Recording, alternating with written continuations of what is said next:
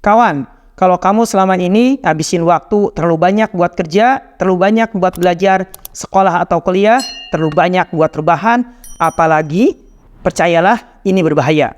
Gak sehat buat jiwa kamu. Kalau kamu terus-menerus dalam red race seperti ini, kamu bakalan stres. Tinggal nunggu dikubur aja. Ya, kamu masih bernapas, tapi hakikatnya kamu tidak hidup.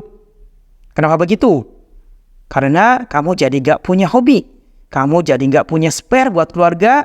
Kamu jadi gak punya waktu buat recovery diri kamu sendiri. Hidup itu ya adil. Kita bagi diri kita seenggak-enggaknya dalam 3 bagian dengan masing-masing 8 jam. Jadi gini ceritanya. Waktu kita kan sama 24 jam sehari. Nah, dari 24 ini kita bagi menjadi 3. Sehingga akan terpisah jadi 8 jam.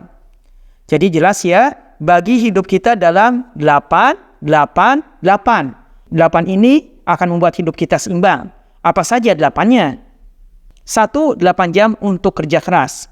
Kenapa kita harus kerja keras? Jawabannya, 1. Kerja keras akan mengantarkan pada kesuksesan dan pencapaianmu sendiri. Yang kedua, bekerja keras akan mendorong pengembangan pribadi dan profesionalitas kamu. Yang ketiga, bekerja keras membuat kamu dihormati karena kamu memberi contoh untuk diikuti orang lain. Yang keempat, bekerja keras membantu kamu tetap positif dan percaya diri. Yang kelima, kerja keras membuat kamu lebih bertekad, bertanggung jawab, dan dewasa. Yang keenam, kerja keras membantu kamu mewujudkan impian. Dan yang ketujuh, bekerja keras memastikan bahwa kamu memanfaatkan waktu kamu sebaik-baiknya. Dan yang kedelapan, bekerja keras menghalangi kamu untuk terlibat dalam hal-hal yang tidak berguna dan sepele. Abaikan saja kawan pendapat yang menyatakan bahwa kerja keras tidak membuat kita kaya. Ingat, kerja keras setiap hari ini berada dalam 8 jam saja ya. Ngingetin lagi nih, ini adalah 8 jam yang pertama. 2, 8 jam untuk istirahat. Ini jangan pernah kamu abaikan. Ya, istirahat, penting banget. Jangan pernah anggap sepele soal tidur malam, paling enggak 6 jam. Pernah enggak kamu selama sepekan aja cobain tidur sebelum jam 21 malam dan bangun pada jam 3 dini hari? Selama sepekan gitu ya lakukan dan lihat apa yang akan terjadi pada tubuhmu. Lebih bagus lagi kalau kamu tambahin mandi pagi sebelum subuh. 8 jam ini kawan kita gunakan juga untuk membaca buku dan usahakan sebelum tidur jangan buka HP.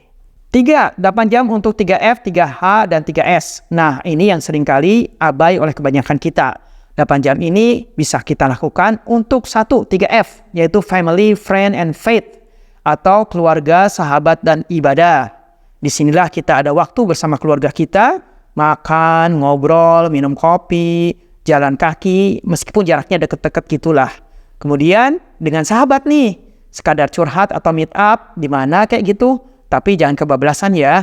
Misalnya jadi berjam-jam, atau kalau nggak ketemu ya kita bisa chat atau telepon. Dari 8 jam ini kawan juga salah satunya untuk ibadah. Ya, tilawah 1 juz sehari, sholat tepat waktu, sholat sunnah, menghadiri kajian, dan kalau tempat kajiannya jauh, mungkin bisa kita alokasikan dengerin kajian lewat YouTube. Kan banyak sekarang ini. Kemudian 3H, Health, Hygiene, and Hobby. Health alias kesehatan, alias olahraga. Jangan sampai nggak olahraga. Mau 5 atau 10 menit per hari atau mungkin sekitar 1 jam dalam sepekan. Olahraganya kita sendiri yang tentuin. Kita yang lebih tahu apa yang kita bisa dan apa yang kita suka. Hal yang kedua adalah hygiene alias kebersihan. Iya, beres-beres lingkungan sekitar kita.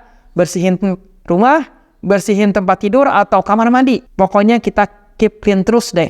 Dan hal yang ketiga adalah hobi. Kawan, jangan sampai nggak punya hobi. Ngeri banget kalau beneran nggak punya hobi. Lakukan sesuatu. Dan jangan sampai nggak punya waktu ya buat lakuin hobi kamu itu. Hobi ini tidak termasuk kalau kamu suka mencari uang. Ya. Kemudian bagian terakhir 8 jam yang ketiga adalah 3S, Soul, Service, and Smile. Soul adalah jiwa. Jiwa kita ini perlu asupan juga. Bisa juga irisannya dengan hadir ke kajian tadi ya. Atau baca buku. Yang kedua adalah service, yaitu pelayanan sosial. Iya, kita perlu berbuat sesuatu untuk orang lain. Berbuat amal, kebaikan. Bentuknya bisa apa saja. Bisa sedekah, bisa bantuin PRT, bisa ikut menguburkan jenazah orang yang meninggal di lingkungan kita. Dan yang ketiga adalah smile alias senyum. Ini juga penting kawan. Jangan sampai kita kehilangan senyum dalam hidup kita alias berbaik sangka pada orang. Percayalah, dengan senyum, banyak persoalan selesai. Selamat hidup dalam aturan 888. Semoga bermanfaat.